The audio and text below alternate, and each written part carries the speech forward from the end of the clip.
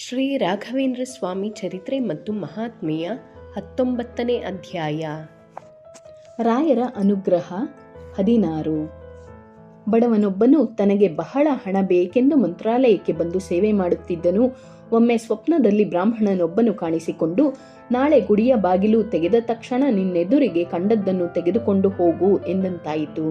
ಈ ವಿಚಾರ ಅರ್ಚಕರಿಗೆ ತಿಳಿಸಲು ಕನಿಕರದಿಂದ ಅವರು ಒಪ್ಪಿದರು. ಮರುದಿನ ಬಾಗಿಲು ತೆಗೆದು ಪ್ರವೇಶ ಮಾಡುತ್ತಿದ್ದಂತೆ ದೊಡ್ಡ ಘಟ ಸರ್ಪವೊಂದು ಎದುರಿಗೆ ಕಾಣಿಸಿತು.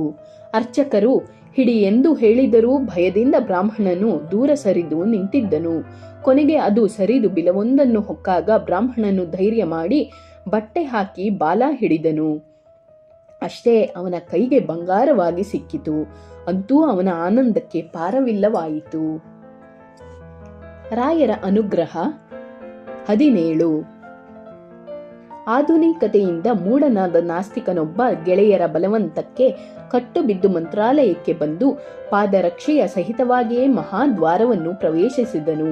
ನೋಡಿದವರು ಹಾಗೆ ಪ್ರವೇಶ ಮಾಡಬಾರದೆಂದು ಹೇಳಿದರೂ ಮೊಂಡುತನದಿಂದ ದ್ವಾರ ಪ್ರವೇಶಿಸಿದನು. ಕಾಲನ್ನು ಬಾಗಿಲಲ್ಲಿ ಇಡುವಾಗಲೇ ಚೇಳು ಕಚ್ಚಿತು. ಕಾಲ್ಚೀಲದಲ್ಲಿ ಚೇಳು ಇರಲಿಲ್ಲ. ಚೇಳು ಕಚ್ಚಿದ ನೋವಿದೆ. ಹಿತೈಷಿಗಳು ಬುದ್ಧಿವಾದ ಹೇಳಿ ದಂಡಿಸಿದರು. ಆ ಹುಡುಗನು ರಾಯರು ತನ್ನ ಮೇಲೆ ಸಿಟ್ಟಾಗಿದ್ದಾರೆ, ಒಳಗೆ ಹೋದರೆ ಇನ್ನೇನಾಗುವುದೋ ಎಂದು ಹೆದರಿ ಮಠದಿಂದ ಹೊರಬಿದ್ದು ಅಲ್ಲಿಂದಲೇ ನಮಸ್ಕರಿಸಿ ಸ್ವಗ್ರಾಮಕ್ಕೆ ಮರಳಿ ಹೋದನು. ದೇಶದ ಎಲ್ಲೆಡೆ ರಾಯರ ದರ್ಶನಕ್ಕೆಂದು ಬಹುಜನರು ಬರುತ್ತಾರೆ. ಆದರೆ ಎಲ್ಲರಿಗೂ ರಾಯರ ದರ್ಶನವಾಗುವುದು ಕಠಿಣ. ಕೆಲವರು ನಾವು ಪ್ರತಿ ವರ್ಷ ತಪ್ಪದೇ ಮಂತ್ರಾಲಯಕ್ಕೆ ಹೋಗುತ್ತೇವೆಂದು ಹೇಳುತ್ತಾರೆ. ಆದರೆ 10 ವರ್ಷವಾದರೂ ರಾಯರ ದರ್ಶನ ಭಾಗ್ಯ ಅವರಿಗೆ ದೊರೆಯದು. ಗುರುಗಳೇ ಕರೆಸಿಕೊಂಡು ದರ್ಶನ ಕೊಟ್ಟು ಸೇವೆ ತೆಗೆದುಕೊಂಡು ಫಲ ಕೊಡುವುದೇನಿದೆ? ಅದು ಪೂರ್ವ ಪುಣ್ಯದಿಂದಲೇ ಲಭ್ಯ. ಅಂತಹವರೇ ಸರಿಯಾದ ಅಂತರಂಗ ಭಕ್ತರು. ರಾಯರ ಅನುಗ್ರಹ 18. ವೇಣಿ ಸೋಮಪುರವಾಸಿಗಳಾದ ಶಾಸ್ತ್ರ ಪಾರಂಗತರಾದ ವಿದ್ವಾಂಸರಾದ ಶ್ರೀ ವೆಂಕಟ ನರಸಿಂಹಾಚಾರ್ಯರಿಗೆ ಬಹು ವರ್ಷಗಳು ಸಂತಾನವಾಗಲಿಲ್ಲ. ವೃದ್ಧಾಪ್ಯ ಬಂದಿತು.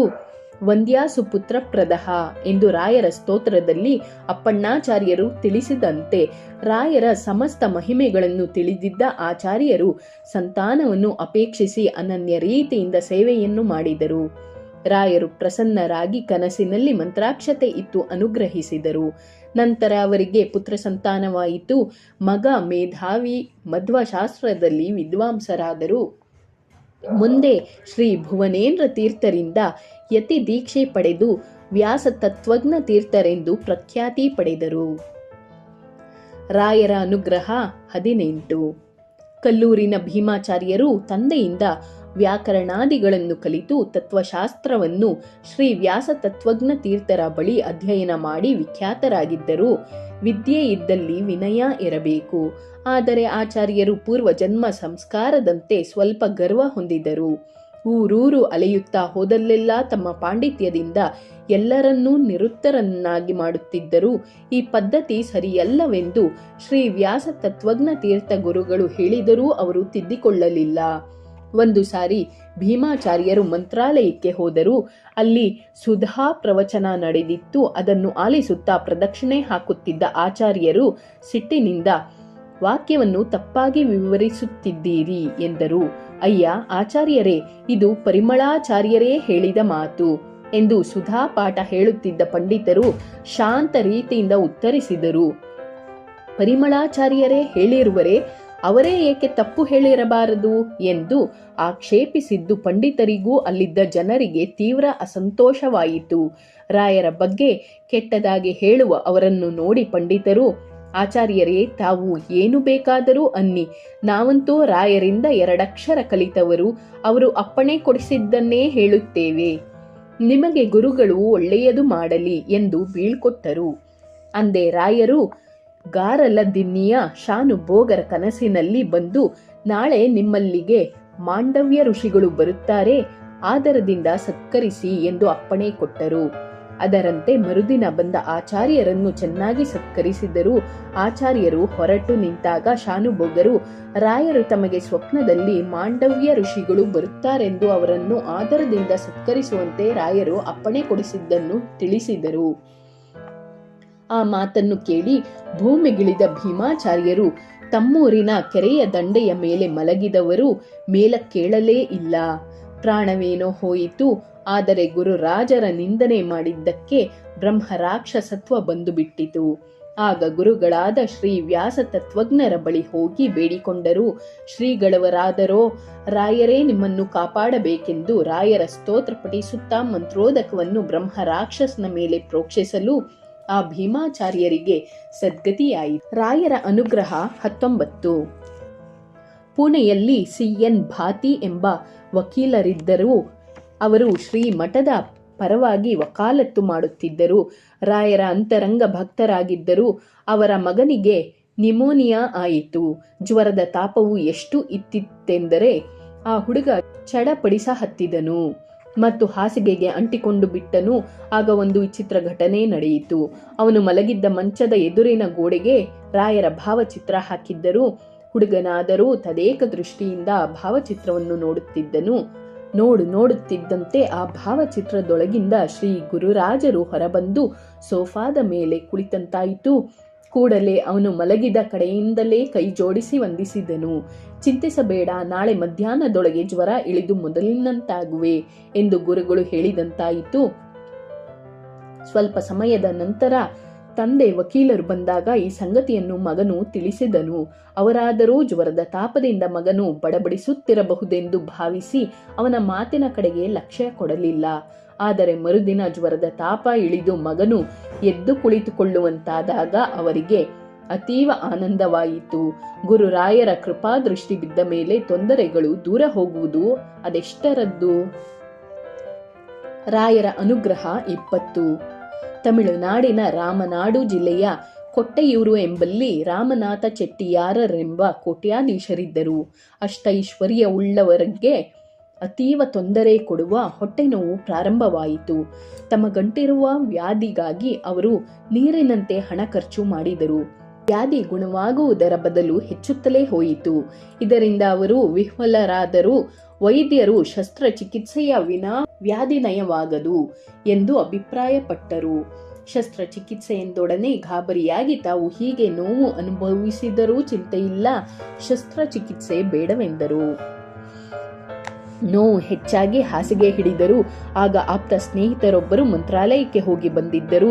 ತಾವು ರಾಯರು ಮೊರೆ ಹೊಕ್ಕರೆ ಅನುಗ್ರಹ ಮಾಡುವರೆಂದು ಸಲಹೆ ಮಾಡಿದರು. ಚೆಟ್ಟಿಯಾರ ದಂಪತಿಗಳಿಗೆ ಮರಳುಗಾಡಿನಲ್ಲಿ ಓಯಸಿಸ್ ಸಿಕ್ಕಂತಾಯಿತು. ತಕ್ಷಣ ರಾಯರಿಗೆ ಹರಸಿಕೊಂಡು ರಾಯರ ಭಾವಚಿತ್ರಕ್ಕೆ ಪೂಜಾ ಸೇವೆಗಳನ್ನು ಮಾಡಿದರು. ಒಂದು ದಿನ ರಾಯರು ಕನಸಿನಲ್ಲಿ ಕಾಣಿಸಿಕೊಂಡು, ನಾಳೆಯೇ ಶಸ್ತ್ರಚಿಕಿತ್ಸೆಗೆ ಸಿದ್ಧರಾಗಿರಿ, ನಾವಿದ್ದೇವೆ ಎಂದು ಅಭಯವಿತ್ತರು. ಅವರ ಪತ್ನಿಗೂ ಅದೇ ರೀತಿ ಕನಸಾಗಿತ್ತು. ಮರುದಿನವೇ ತಾವು ಶಸ್ತ್ರಚಿಕಿತ್ಸೆಗೆ ಸಿದ್ಧರೆಂದು ವೈದ್ಯರಿಗೆ ತಿಳಿಸಿದರು. ಆದರೆ ವೈದ್ಯರು ಒಪ್ಪಲಿಲ್ಲ. ಏಕೆಂದರೆ ಅವರು ಆಸ್ಪತ್ರೆ ಕಟ್ಟೆ ಹತ್ತಿ 3-4 ತಿಂಗಳಾಗಿತ್ತು. ಚಿಕಿತ್ಸೆ ಮಾಡಿದರೂ ಗುಣವಾಗುವ ಭರವಸೆ ಅವರಿಗಿರಲಿಲ್ಲ. ನಾನು ಸತ್ತರೂ ಪರವಾಗಿಲ್ಲ, ಚಿಕಿತ್ಸೆ ಮಾಡಿ ಎಂದು ಚೆಟ್ಟಿಯಾರರು ಹಾಗೂ ಅವರ ಪತ್ನಿಯೂ ಒಪ್ಪಿಗೆ ಕೊಟ್ಟು ಷರತ್ತಿಗೆ ಸಹಿ ಕೂಡ ಮಾಡಿದರು. ವೈದ್ಯರಾದರೋ ಮನಸ್ಸಿಲ್ಲದ ಮನಸ್ಸಿನಿಂದ ಚಿಕಿತ್ಸೆ ಮಾಡಿದರು. ಆದರೆ ವೈದ್ಯರಿಗೆ ಆಶ್ಚರ್ಯ ಕಾದಿತ್ತು. ಅವರು ಎಷ್ಟು ಕಠಿಣವೆಂದುಕೊಂಡಿದ್ದರೋ ಅಷ್ಟು ಸುಲಭವಾಗಿ ಶಸ್ತ್ರಚಿಕಿತ್ಸೆಯಲ್ಲಿ ಯಶಸ್ವಿಯಾಗಿದ್ದರು. ಚೆಟ್ಟಿಯಾರರ ಆನಂದಕ್ಕೆ ಪಾರವಿರಲಿಲ್ಲ. ಆರೋಗ್ಯ ಹೊಂದಿ ಮನೆ ಸೇರಿದರು. ಆದರೆ ಅವರ ಆನಂದವು ಬಹುದಿನವಿರಲಿಲ್ಲ. ಮರಳಿ ಹೊಟ್ಟೆ ನೋವು ಕಾಣಿಸಿಕೊಂಡಿತು. ಪುನಃ ರಾಯರನ್ನು ಮೊರೆ ಹೊಕ್ಕರು. ಬಹುದಿನಗಳಿಂದ ಇರುವ ವ್ಯಾಧಿ ಇದು, ಗಾಬರಿಯಾಗುವುದು ಬೇಡ. 13-14 ಸಲ ಶಸ್ತ್ರಚಿಕಿತ್ಸೆಯಿಂದ ನಿಮ್ಮ ವ್ಯಾಧಿ ಗುಣವಾಗುವುದು ಎಂದು ಕನಸಿನಲ್ಲಿ ರಾಯರು ತಿಳಿಸಿದಂತೆ ಅನೇಕ ಸಾರಿ ಚಿಕಿತ್ಸೆಗೆ ಒಳಗಾಗಿ ರಾಯರ ಅನುಗ್ರಹದಿಂದ ಸಂಪೂರ್ಣ ಗುಣ ಹೊಂದಿದ ಚೆಟ್ಟಿಯಾರರು ಮಂತ್ರಾಲಯಕ್ಕೆ ಬಂದು ರಾಯರಿಗೆ ಬೆಳ್ಳಿಯ ರಥವನ್ನು ಮಾಡಿಸಿ ಕೊಡುವುದಾಗಿ ಹರಕೆ ಹೊತ್ತರು. ಆದರೆ ಬಹು ಸಮಯ ಹಾಸಿಗೆ ಹಿಡಿದು ವ್ಯವಹಾರದಿಂದ ದೂರವಿದ್ದಿದ್ದರಿಂದ ವ್ಯಾಪಾರದಲ್ಲಿ ಬಹು ಹಾನಿಯಾಗಿತ್ತು. ಆ ಸಮಯಕ್ಕೆ 2ನೆಯ ಮಹಾಯುದ್ಧ ಬೇರೆ ಪ್ರಾರಂಭವಾಯಿತು. ಹೀಗಾಗಿ ಹರಕೆ ತೀರಿಸುವುದು ನಿಧಾನವಾಯಿತು. ಕೊನೆಗೆ ಅವರ ಅನಿಸಿಕೆಯಂತೆ ಅಪರಿಮಿತ ಲಾಭವೊಂದು ದೊರೆಯಿತು. ತಕ್ಷಣ ಬೆಳ್ಳಿ ರಥ ಮಾಡಿಸಿ ತಂದು ರಾಯರಿಗೆ ಒಪ್ಪಿಸಿ ಕೃತಾರ್ಥರಾದರು. ರಾಯರ ಅನುಗ್ರಹ 21. ಭಗವದ್ಭಕ್ತರಾದ ವೆಂಕಟಸುಬ್ಬರಾಯರು ಮ್ಯಾಜಿಸ್ಟ್ರೇಟರಾಗಿ ನಿವೃತ್ತಿ ಹೊಂದಿದ್ದರು.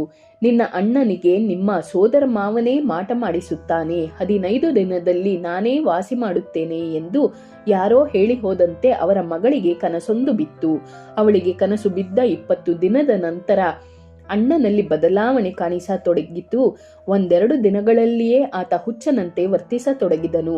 ಅದನ್ನು ನೋಡಿ ಅವರ ತಂದೆ ಕಂಗಾಲಾದರೂ ಧೈರ್ಯ ತಂದುಕೊಂಡು ಬಂದಿದ್ದನ್ನು ಎದುರಿಸಲು ಸಿದ್ಧರಾದರು. ಮಗನನ್ನು ಮಾನಸಿಕ ಚಿಕಿತ್ಸೆಗೆ 5-6 ತಿಂಗಳು ಒಳಪಡಿಸಿದರು. ಫಲವಾಗಲಿಲ್ಲ. ಪುನಃ ಶ್ರೀ ಗುರುರಾಜರು ಕನಸಿನಲ್ಲಿ ಕಾಣಿಸಿಕೊಂಡು 15 ದಿನದಲ್ಲಿ ವಾಸಿ ಮಾಡುತ್ತೇವೆ ಎಂದು ಹೇಳಿದರು. ಆಗ ಔಷಧಿಗಳನ್ನೆಲ್ಲ ಬಿಟ್ಟು ಅಚಲ ವಿಶ್ವಾಸದಿಂದ ರಾಯರನ್ನೇ ನಂಬಿ ಭಕ್ತಿಯಿಂದ ಸೇವೆ ಮಾಡಿದರು. 15 ದಿವಸಗಳಲ್ಲಿಯೇ ಮಗನು ಸಂಪೂರ್ಣ ಗುಣ ಹೊಂದಿದನು. ಇಷ್ಟಾದ ಸ್ವಲ್ಪ ದಿವಸದಲ್ಲಿಯೇ ಅವರಿಗೆ ಮೂತ್ರ ರೋಗವು ಕಾಣಿಸಿಕೊಂಡಿತು. ವೈದ್ಯರು ವಾಸಿಯಾಗುವುದು ಕಠಿಣವೆಂದು ಹೇಳಿದರು. ಮಾಡುವುದೇನು? ರಾಯರ ಮೇಲೆ ಭಾರ ಹಾಕಿ ಕುಳಿತು ಬಿಟ್ಟರು. ಶ್ರೀ ಗುರುರಾಯರು ಕನಸಿನಲ್ಲಿ ಕಾಣಿಸಿಕೊಂಡು, ಈ ರೋಗಕ್ಕಾಗಿ ಚಿಂತೆ ಬೇಡ, ಬೇಗನೆ ಗುಣಪಡಿಸುವೆವು ಎಂದು ಆಶ್ವಾಸನೆ ಕೊಟ್ಟರು. ಅದರಂತೆ ಕೆಲವು ದಿವಸಗಳಲ್ಲೇ ಅವರ ರೋಗ ಹೇಳ ಹೆಸರಿಲ್ಲದಂತೆ ಹೋಯಿತು. ವೈದ್ಯರು ತಪಾಸಣೆ ಮಾಡಿ ಆಶ್ಚರ್ಯಪಟ್ಟರು. ಹೀಗೆ ಅಂತರಂಗ ಭಕ್ತರಾದ ಸುಬ್ಬರಾಯರು ಅನುಗ್ರಹ ಪಡೆದು ರಾಯರಲ್ಲಿ ಇನ್ನೂ ಅಚಲ ಭಕ್ತಿ ಮಾಡಿದರು. ರಾಯರ ಅನುಗ್ರಹ 22. ತಮಿಳುನಾಡಿನ ಕೊಯಮತ್ತೂರು ನಿವಾಸಿ ನರಸಿಂಹಾಚಾರ್ಯರು ವಿಚಿತ್ರ ಕಾಯಿಲೆಯೊಂದು ಹಾಸಿಗೆ ಹಿಡಿದು ಬಿಟ್ಟರು. ವೈದ್ಯರು ಕೈ ಬಿಟ್ಟಾಗ ಪತ್ನಿ ಕಮಲಾಬಾಯಿಯವರು ತಮ್ಮ ಮಾಂಗಲ್ಯವನ್ನೇ ಮುಡುಪಾಗಿ ರಾಯರ ಪಟವನ್ನಿಟ್ಟು ಅನನ್ಯ ಭಕ್ತಿಯಿಂದ ಸೇವೆ ಮಾಡತೊಡಗಿದರು. ರಾಯರ ಕರುಣೆಯಿಂದ ಆಚಾರ್ಯರು ದಿನದಿನಕ್ಕೆ ಹುಷಾರಾಗತೊಡಗಿದರು. ವೈದ್ಯರಿಗೆ ಇದೊಂದು ಸವಾಲೆಂಬಂತೆ 1 ವಾರದಲ್ಲಿ ಸಂಪೂರ್ಣ ಗುಣ ಹೊಂದಿ ಎದ್ದು ಓಡಾಡತೊಡಗಿದರು. ಬೇಡಿಕೊಂಡಂತೆ ಮಂತ್ರಾಲಯಕ್ಕೆ ಬಂದು ಮುಡುಪಾಗಿ ಮುಚ್ಚಿಟ್ಟಿದ್ದ ಮಾಂಗಲ್ಯ ಕಾಣೆಯಾಗಿತ್ತು. ದಿಕ್ಕೆ ತೋಚದೆ ಇನ್ನೊಂದು ಮಂಗಳ ಸೂತ್ರ ಮಾಡಿಸಿ ಹಾಕಿದರಾಯಿತೆಂದು ನಿರ್ಧರಿಸಿದರು. ಮರುದಿನ ನದಿ ಸ್ನಾನ ಮುಗಿಸಿ ಮುಚ್ಚಿಟ್ಟ ಪೆಟ್ಟಿಗೆಯನ್ನು ಮತ್ತೊಮ್ಮೆ ತೆಗೆದು ನೋಡಿದಾಗ ಆಶ್ಚರ್ಯ ಕಾದಿತ್ತು. ಮಂಗಳಸೂತ್ರ ಅಲ್ಲೇ ಇತ್ತು. ಅದನ್ನು ಪುನಃ ಕಂಡ ದಂಪತಿಗಳ ಸಂತಸ ವರ್ಣನಾತೀತ. ಕಳೆದೇ ಹೋಗಿದ್ದ ಮಾಂಗಲ್ಯ ಪುನಃ ರಾಯರ ದಯೆಯಿಂದಲೇ ಸಿಕ್ಕು ಅವರ ಮುಡುಪು ಸಲ್ಲಿಸುವಂತೆ ಮಾಡಿ ಅವರಿಗೆ ಅನುಗ್ರಹ ಮಾಡಿದ್ದರು. ರಾಯರ ಅನುಗ್ರಹ 23. ಇತ್ತೀಚೆಗೆ ಸರಸ್ವತಿ ಎಂಬ ತರುಣಿಗೆ ಬ್ರಹ್ಮ ಪಿಶಾಚಿಯೊಂದು ತೊಂದರೆ ಕೊಟ್ಟು ಅವಳ ಜೀವನವನ್ನೇ ಹಾಳು ಮಾಡುವ ಪಣ ತೊಟ್ಟಿತು. ಅವಳನ್ನು ಮಂತ್ರಾಲಯ ಕರೆದೊಯ್ಯುವರೆನ್ನುವ ಯೋಚನೆ ಪಿಶಾಚಿಗೆ ತಿಳಿಯಿತು. ನೀವು ಮಂತ್ರಾಲಯಕ್ಕೆ ಹೋದರೆ ಇವಳನ್ನು ಬಲಿ ತೆಗೆದುಕೊಳ್ಳುತ್ತೇನೆ ಎಂದು ಹೆದರಿಸಿತು. ತಂದೆ ತಾಯಿಗಳು ಹೌಹಾರಿದರು. ಏನಾದರಾಗಲಿ ಎಂದು ಧೈರ್ಯದಿಂದ ಮಂತ್ರಾಲಯ ಸೇರಿಯೇ ಬಿಟ್ಟರು. ಆದರೆ ಸರಸ್ವತಿಯ ಸ್ಥಿತಿ ಮುಂಚಿಗಿಂತ ಹೀನವಾಯಿತು. ಮೊದಲು ಮೈಮೇಲೆ ಮಾತ್ರ ಕಾಣಿಸಿಕೊಳ್ಳುತ್ತಿದ್ದ ಪಿಶಾಚಿ ಈಗ ಪ್ರಜ್ಞಾಹೀನಳನ್ನಾಗಿ ಮಾಡುತ್ತಿತ್ತು. ಮಂತ್ರಾಲಯಕ್ಕೆ ಬರಕೂಡದೆಂದು ನಾನು ಎಚ್ಚರಿಸಿದ್ದರೂ ಅಲಕ್ಷಿಸಿ ಬಂದಿದ್ದೀರಿ. ಇವಳನ್ನು ಬಲಿ ತೆಗೆದುಕೊಳ್ಳದೆ ಬಿಡುವುದಿಲ್ಲ ಎಂದು ಪ್ರಜ್ಞಾಹೀನ ಸ್ಥಿತಿಯಲ್ಲಿ ಬಡಬಡಿಸುತ್ತಿತ್ತು. ಹೀಗೆ 4-6 ದಿನ ಕಳೆದರೂ ಏನು ಬದಲಾವಣೆ ಕಾಣಲಿಲ್ಲ. ಮತ್ತೆ ಮತ್ತೆ ಅದೇ ಮಾತನ್ನು ಆ ಪಿಶಾಚಿ ಹೇಳುತ್ತಿದ್ದುದು ಇಂದು ನಿನ್ನನ್ನು ಬಲಿ ತೆಗೆದುಕೊಳ್ಳುತ್ತೇನೆ ಎಂದು ಹೇಳಿತು. ಏನಾದರಾಗಲಿ ರಾಯರೇ ಗತಿ ಎಂದು ರಾಯರ ಮೇಲೆ ಭಾರ ಹಾಕಿ ಎಲ್ಲರೂ ಧೈರ್ಯದಿಂದ ಏನು ಆಗುವುದೋ ಎಂದು ಕಾತರರಾಗಿದ್ದರು. ಸಮಯ ಕಳೆಯಲು ಇಸ್ಪೀಟಾಟ ಆಡಲು ಕುಳಿತರು. ಸಾಮಾನ್ಯವಾಗಿ ಯಾವುದೇ ಆಟಕ್ಕೆ ಕುಳಿತರೆ ಪರಿಸರದಲ್ಲಿ ಏನಾಗುವುದೆಂಬ ಅರಿವೇ ಇರುವುದಿಲ್ಲ. ಆಟ ಮುಗಿದಾಗ ಮೂಲೆಯಲ್ಲಿ ಕುಳಿತಿದ್ದ ಸರಸ್ವತಿ ಕಾಣದಂತಾಗಲು ಒಬ್ಬೊಬ್ಬರು ಹುಡುಕತೊಡಗಿದರು. ನದಿಯಲ್ಲಿ ಹೆಸರು ಹಿಡಿದು ಕೂಗಿದರೂ ಫಲವಿಲ್ಲವಾಯಿತು. ಕೊನೆಗೆ ಮುಳ್ಳು ಗಿಡ ಗಂಟೆಗಳಲ್ಲಿ ಹುಡುಕುತ್ತಾ ಹೊರಟಾಗ ಹಾಳು ಬಾವಿಯ ಕಟ್ಟೆಯ ಪಕ್ಕದಲ್ಲಿ ಹೆದರಿಕೊಂಡು ಮುದುರಿ ಕುಳಿತ ಸರಸ್ವತಿಯನ್ನು ನೋಡಿದರೂ ಅವಳನ್ನು ಛತ್ರಕ್ಕೆ ಕರೆದುಕೊಂಡು ಬಂದರು. ಅವಳನ್ನು ವಿಚಾರಿಸಲಾಗಿ ಮಲಗಿದ್ದಾಗ ಯಾರೋ ಒಬ್ಬರು ಬಂದು ನನ್ನನ್ನು ಎಬ್ಬಿಸಿದರು. ಅವರನ್ನು ನೋಡಿ ನಾನು ಪ್ರಜ್ಞಾಹೀನಳಾಗಿ ಬಿಟ್ಟೆ. ನನಗೆ ಎಚ್ಚರಿಕೆ ಬಂದಾಗ ಹಾಳು ಬಾವಿಯ ಬಳಿ ಇದ್ದೆ. ನಿನ್ನನ್ನು ಮುಗಿಸಿ ಬಿಡುತ್ತೇನೆ ಎಂದು ಅವರು ಹೇಳುತ್ತಿದ್ದಂತೆ ಒಬ್ಬ ಯತಿವರಿಯರು ಬಂದು ತಮ್ಮ ಕಮಂಡಲಿನ ನೀರನ್ನು ತೆಗೆದು ಪಿಶಾಚಿಯ ಮೇಲೆ ಹಾಕುತ್ತಿದ್ದಂತೆ ಅದು ವಿಕಾರವಾಗಿ ಚೀರುತ್ತಾ ಸುಟ್ಟು ಭಸ್ಮವಾಯಿತು. ಇನ್ನು ನೀನು ಹೆದರಬೇಡ ಎಂದು ಹೇಳಿ ಯತಿಗಳು ಮಾಯವಾದರು. ಅನಂತರ ನಿರ್ಜನ ಪ್ರದೇಶದಲ್ಲಿ ನಾನೊಬ್ಬಳೇ ಆದೆನಲ್ಲ ಎಂದು ಯೋಚಿಸುತ್ತಿದ್ದಂತೆ ನೀವು ಬಂದಿರಿ ಎಂದು ಹೇಳಲು ಆಕೆಯ ಮೇಲೆ ರಾಯರ ಕರುಣೆಯಾಗಿದ್ದಕ್ಕೆ ತಂದೆ ತಾಯಿಗಳಿಗೆ ಅತ್ಯಂತ ಆನಂದವಾಯಿತು. ಮರುದಿನ ಯಥಾಶಕ್ತಿ ಸೇವೆ ಮಾಡಿಸಿ ಸ್ವಸ್ಥಳಕ್ಕೆ ಹಿಂದಿರುಗಿ ಹೋದರು. ರಾಯರ ಅನುಗ್ರಹ 24. ಇತ್ತೀಚೆಗೆ 1998ರಲ್ಲಿ ನಮ್ಮ ಶ್ರೀ ಗುರು ಸಾರ್ವ ವಿದ್ಯಾಪೀಠದಲ್ಲಿ ದೊಡ್ಡದಾಗಿ ಹೋಮ ಹವನ ಕಾರ್ಯಕ್ರಮ ಹಮ್ಮಿಕೊಂಡಿದ್ದರು. ಅದಕ್ಕೆ ಸಮಿತಿಯನ್ನು ತರಲು ವಿದ್ಯಾರ್ಥಿಗಳನ್ನು ಕಳಿಸಿದೆವು. ಶ್ರೀ ಸುಜಯೀಂದ್ರರ ವೃಂದಾವನದ ಪಕ್ಕದಲ್ಲಿ ತಗಡಿನ ಮುಚ್ಚಿಕೆ ಇತ್ತು. ಸಂಜೀವ ಎಂಬ ವಿದ್ಯಾರ್ಥಿ ಅದರ ಹತ್ತಿರ ಹೋಗುತ್ತಿದ್ದವನಿಗೆ ಕೋತಿಯೊಂದು ಬೆನ್ನು ಹತ್ತಿತು. ಆಗ ಹೆದರಿ ತಗಡಿನ ಮುಚ್ಚಿಕೆಯ ಮೇಲೆ ನಿಲ್ಲುವುದಕ್ಕೆ ಹೋಗಿ ಜಾರಿ ತಲೆ ಕೆಳಗಾಗಿ ಬಂಡೆ ಹಾಕಿದ್ದ ನೆಲದ ಮೇಲೆ ಬಿದ್ದಾಗ ಅವನಿಗೆ ಕಣ್ಣು, ಮೂಗು, ಕಿವಿ, ಬಾಯಿಯಿಂದ ರಕ್ತ ಸೋರ ಹತ್ತಿತು. ಹುಡುಗನ ಪರಿಸ್ಥಿತಿ ಗಂಭೀರವಾಗಿತ್ತು. ತಕ್ಷಣ ಅವನನ್ನು ಕರ್ನೂಲಿನ ಪ್ರಸಿದ್ಧ ಆಸ್ಪತ್ರೆಗೆ ಸಾಗಿಸಿದೆವು. ಆ ಸಮಯದಲ್ಲಿ ಬೇರೆ ಕಡೆಯಿಂದ ಇನ್ನೊಬ್ಬ ಕೂಡ ಇದೇ ರೀತಿ ಪೆಟ್ಟು ತಿಂದು ಆಸ್ಪತ್ರೆ ಸೇರಿದ್ದ. ವೈದ್ಯರು, ಬಹಳ ಗಂಭೀರ ಪರಿಸ್ಥಿತಿ ಇದೆ, ನಾವು ಈಗಲೇ ಏನೂ ಹೇಳಲಾರೆವು ಎಂದರು. ಆ ಸಮಯದಲ್ಲಿ ಎಲ್ಲರೂ ರಾಯರ ಮೇಲೆ ಭಾರ ಹಾಕಿದೆವು. ವಿದ್ಯಾರ್ಥಿಗಳು ಅವನಿಗೋಸ್ಕರ ಅಷ್ಟೋತ್ತರ ಪಾರಾಯಣ ಮಾಡಿದರು. ಹೀಗೆ 15 ದಿನದಲ್ಲಿ ರಾಯರ ಅನುಗ್ರಹದಿಂದ ಉತ್ತಮ ಆರೋಗ್ಯ ಪಡೆದು ಪಾಠಶಾಲೆಗೆ ಹಿಂತಿರುಗಿದಾಗ ವೈದ್ಯರೆಲ್ಲ ಆಶ್ಚರ್ಯಪಟ್ಟರು. ಇದು ರಾಯರು ಇತ್ತೀಚೆಗೆ ಮಾಡಿದ ಪವಾಡ. ರಾಯರ ಅನುಗ್ರಹ 25. ನನಗೆ ಬಾಗಲಕೋಟೆಗೆ ವರ್ಗವಾಗಿತ್ತು. ಅಲ್ಲಿ ಆರಾಧನೆಗಾಗಿ ಶ್ರೀ ನಾಗಸಂಪಿಗೆಯವರ ಮಠಕ್ಕೆ ಹೋಗಿದ್ದಾಗ ನನಗೆ ಪಾಜಕ ಕ್ಷೇತ್ರದಲ್ಲಿ ಪರಿಚಯವಾಗಿದ್ದ ಶಶಿ ದೇಶಪಾಂಡೆಯವರು ಪುನಃ ಮಠದಲ್ಲಿ ಭೇಟಿಯಾದರು. ಹಳೆಯ ನೆನಪು ಮತ್ತೆ ಬಂದು ನಮಗೆ ಸಂತೋಷವಾಯಿತು. ಅದಾದ ಮೇಲೆ 4 ಬಾರಿ ಅವರು ಭೇಟಿಯಾಗಿತ್ತು. ಕಾರಣಾಂತರದಿಂದ ನಾನು ಊರಿಗೆ ಬಂದು 3 ತಿಂಗಳವರೆಗೆ ಅವರು ಭೇಟಿಯಾಗಲಿಲ್ಲವೆಂದು ವಿಚಾರಿಸಿದಾಗ ಅವರು ಮಹಡಿ ಮೆಟ್ಟಲಿನಿಂದ ಬಿದ್ದ ಪೆಟ್ಟಿನಿಂದ ಓಡಾಡಲಾಗದೆ ದೇಕಿಕೊಂಡು ತೊಂದರೆಗೊಳಗಾಗಿದ್ದುದು ತಿಳಿಯಿತು. ಅವರಲ್ಲಿಗೆ ಹೋಗಿ ಭೇಟಿಯಾದಾಗ ಅವರ ತಂದೆ ತಾಯಿಗಳ ದುಃಖ ಹೇಳತೀರದು. ವೈದ್ಯರ ತಪಾಸಣೆಯಲ್ಲಿ ಕ್ಯಾಲ್ಸಿಯಂ ಕಡಿಮೆಯಾಗಿದೆ, 6 ತಿಂಗಳವರೆಗೂ ಕಾಲು ಬರದು ಅಥವಾ 6 ತಿಂಗಳ ನಂತರ ಕಾಲು ಬರದೇ ಹೋಗಬಹುದು, ಹೇಳಲಾಗದು ಎಂಬ ವಿಷಯ ಕೇಳಿ ತುಂಬಾ ಚಿಂತೆಗೀಡಾದರು. ನಾನು ಅವರಿಗೆ ಸಾಂತ್ವನ ಹೇಳಿ ರಾಯರ ಪಾದೋದಕದ ಮಹಿಮೆಯನ್ನು ಹೇಳಿ 1 ವಾರ ದಿನವೂ ಸಂಜೆ ಗುರು ಸ್ತೋತ್ರ ಪಾರಾಯಣ ಮಾಡುತ್ತಾ ಪಾದೋದಕ ಪ್ರೋಕ್ಷಣೆ ಮಾಡಿದೆ. 1 ವಾರದ ನಂತರ ನಿಧಾನವಾಗಿ ಎದ್ದು ಓಡಾಡುವಂತಾಯಿತು. ಮತ್ತೆ 15 ದಿನ ಬಿಟ್ಟು ಅವರ ಮನೆಗೆ ಹೋದಾಗ ಮೋಟಾರ್ ಬೈಕಿನಲ್ಲಿ ಶಶಿ ದೇಶಪಾಂಡೆ ಕಾರ್ಯಾಂತರದಿಂದ ತಿರುಗಾಡಲು ಹೋಗಿದ್ದರು. ಅಂತೂ ರಾಯರ ಅನುಗ್ರಹದಿಂದ ದೇಶಪಾಂಡೆಯವರು ಬೇಸಿಗೆಯಲ್ಲಿ ಶ್ರೀರಾಮೇಶ್ವರಕ್ಕೆ ನಮ್ಮೊಡನೆ ಯಾತ್ರೆಗೆ ಬಂದರು. ಹೀಗೆ ಕಾಲೇ ಬರಲಾಗದು ಎಂದುಕೊಂಡಿದ್ದವರಿಗೆ ರಾಯರು ಕರುಣಿಸಿದರು. ಶ್ರೀಮದ್ ದಪ್ಪಣ್ಣಾಚಾರ್ಯರು ಗುರುಸ್ತೋತ್ರದಲ್ಲಿ ಯದ್ಬೃಂದಾವನ ಮಾಸಾದ್ಯ ಪಂಗುಹು ಖಂಜೋಪಿ ವಾಜನಃ ಎಂದರೆ ರಾಯರನ್ನು ಅನನ್ಯ ರೀತಿಯಿಂದ ಸೇವೆ ಮಾಡಿದವರು ಕುಂಟರಾದರೂ ಕಾಲು ಪಡೆಯುವರು ಎಂದು ಹೇಳಿದ ಮಾತು ನನಗೆ ನಿದರ್ಶನಕ್ಕೆ ಬಂತು. ರಾಯರ ಅನುಗ್ರಹ 26. ಇತ್ತೀಚೆಗೆ ರಾಯರು ಅನುಗ್ರಹಿಸಿದ ವಿಚಿತ್ರ ಘಟನೆ. ಸಮ್ಮುಖ ದ್ವಾರಪಾಲಕನಾಗಿದ್ದ ಜಯತೀರ್ಥ ಕಡು ಬಡವ ಮುದ್ದಿನ ಮಗಳ ಮದುವೆಗಾಗಿ ಪ್ರಯತ್ನ ಮಾಡಲು ಪ್ರಾರಂಭಿಸಿದ. ಆತನ ಪತ್ನಿ ಚೀಸೌ ಕುಸುಮಾಬಾಯಿ ರಾಯರನ್ನೇ ಸದಾ ನಂಬಿದ ರಾಯರ ಅವಿಚ್ಛಿನ್ನ ಭಕ್ತಳು. ತನ್ನ ಮಗಳ ಜಾತಕವನ್ನು ನನ್ನ ಬಳಿ ತಂದು ವಿವಾಹ ಯೋಗ ಯಾವಾಗ ಬರುತ್ತದೆ ಮತ್ತು ಅದಕ್ಕಾಗಿ ಯಾವ ವ್ರತ ಪೂಜೆ ಮಾಡಬೇಕು ಎಂದು ಪ್ರಶ್ನೆ ಹಾಕಿದಳು. ಜಾತಕವನ್ನು ಪರಿಶೀಲಿಸಲಾಗಿ ಗುರುಯೋಗದಿಂದ ವಿವಾಹವಾಗುವುದೆಂಬ ವಿಚಾರ ತಿಳಿಯಿತು.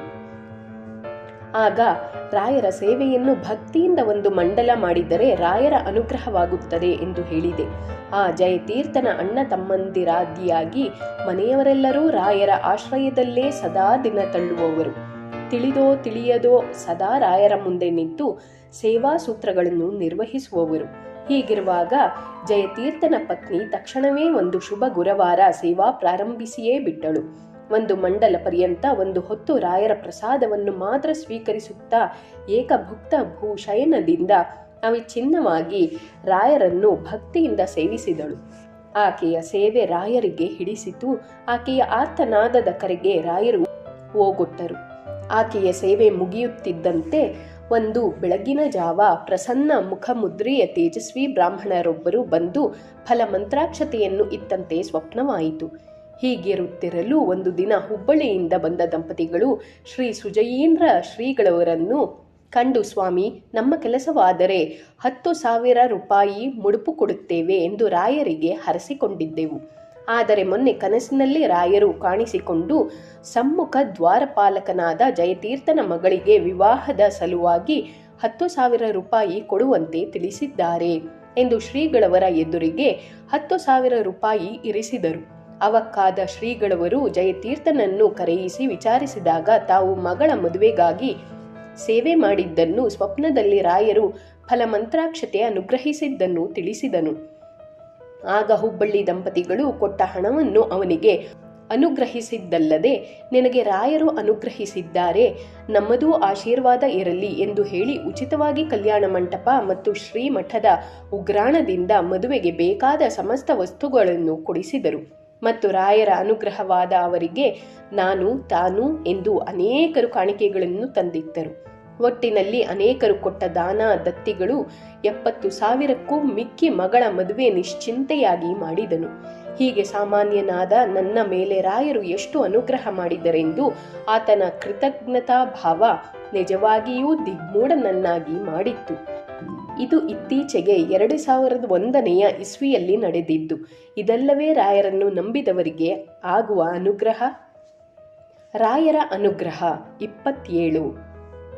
ವಿಜಾಪುರದ ಸಂಜೀವರಾಯ ದಂಪತಿಗಳಿಗೆ ಸಂತಾನವಿರಲಿಲ್ಲ.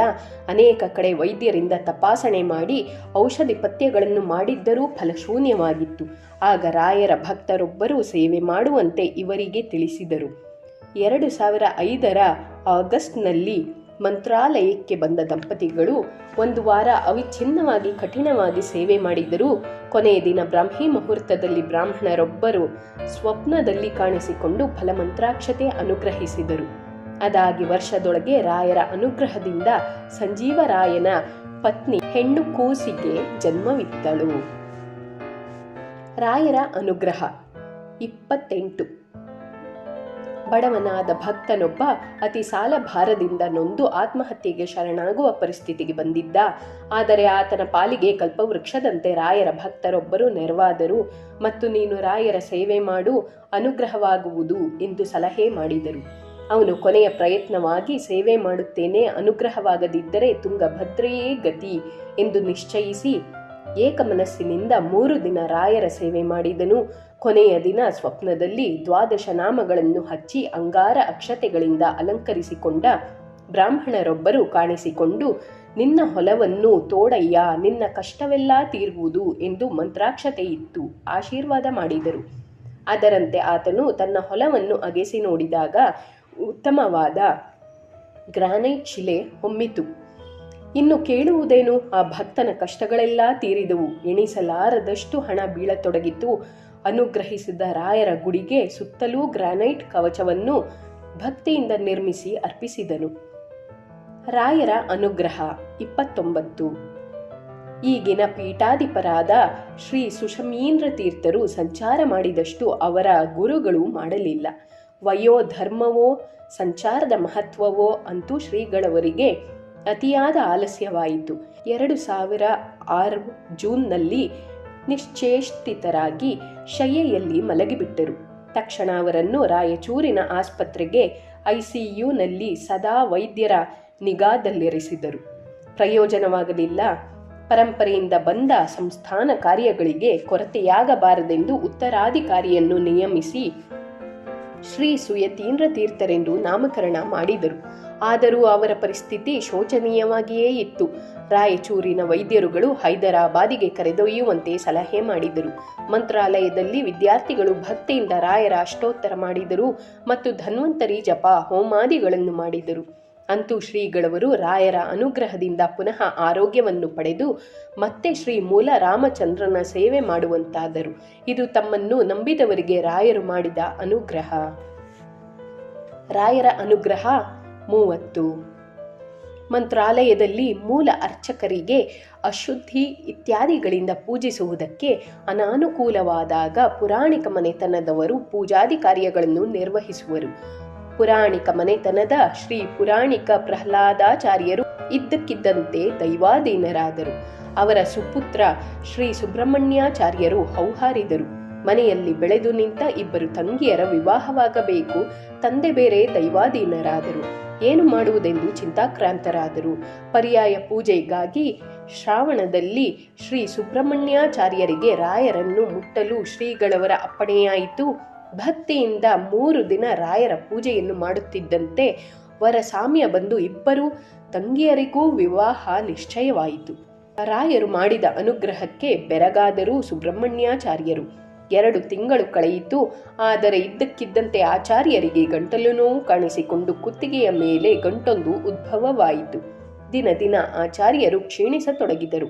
ಬೆಂಗಳೂರಿನ ಪ್ರಸಿದ್ಧ ಮಲ್ಯ ಆಸ್ಪತ್ರೆಯ ಪ್ರಸಿದ್ಧ ವೈದ್ಯ ಶ್ರೀ ರಾಜೇಶ್ವರ ರೆಡ್ಡಿಯವರು ಅನೇಕ ರೀತಿಯಿಂದ ತಪಾಸಣೆ ಮಾಡಿ ಇದು ಕ್ಯಾನ್ಸರ್ ಎಂದು ತೀರ್ಮಾನ ಮಾಡಿ ಹೇಳಿಬಿಟ್ಟರು. ಎಲ್ಲರೂ ಗಾಬರಿಯಾಗಿ ಇನ್ನು ರಾಯರೇ ಗತಿ ಎಂದು ಅನನ್ಯ ರೀತಿಯಿಂದ ಶರಣ ಹೊಕ್ಕರು. ಏನಾದರಾಗಲಿ ಮುಂಬಯಿಯ ಪ್ರಸಿದ್ಧ ಆಸ್ಪತ್ರೆಗೆ ರಕ್ತವನ್ನು ತಪಾಸಣೆಗಾಗಿ ಕಳಿಸಿರಿ ಎಂದು ಎಲ್ಲ ವೈದ್ಯರು ಸಲಹೆ ಮಾಡಿದರು. ಅದರಂತೆ ಕಳಿಸಿ ಫಲಿತಾಂಶಕ್ಕಾಗಿ ರಾಯರನ್ನು ಪ್ರಾರ್ಥಿಸುತ್ತಾ ಕಾಯುತ್ತಾ ಕುಳಿತರು. ಕೊನೆಗೆ ಅದು ಕ್ಯಾನ್ಸರ್ ಅಲ್ಲ ಎಂದು ವರದಿ ಬಂದಾಗ ಎಲ್ಲರಿಗೂ ಹೋದ ಜೀವ ಬಂದಂತಾಗಿತ್ತು. ಶ್ರೀ ರಾಜೇಶ್ವರ ರೆಡ್ಡಿಯವರು ಮಾತ್ರ ತಾವು ಪರೀಕ್ಷಿಸಿದಾಗ ಇದ್ದ ಕ್ಯಾನ್ಸರ್ ಹೇಗೆ ಮಾಯವಾಯಿತು ಎಂದು ಅವಾಕ್ಕಾದರು ಮತ್ತು ಇದು ಆಚಾರ್ಯರಿಗೆ ರಾಯರು ಮಾಡಿದ ಅನುಗ್ರಹವೇ ಸರಿ ಎಂದು ತೀರ್ಮಾನಿಸಿದರು. ಎಂಬಲ್ಲಿಗೆ 19ನೇ ಅಧ್ಯಾಯವು ಮುಗಿಯಿತು.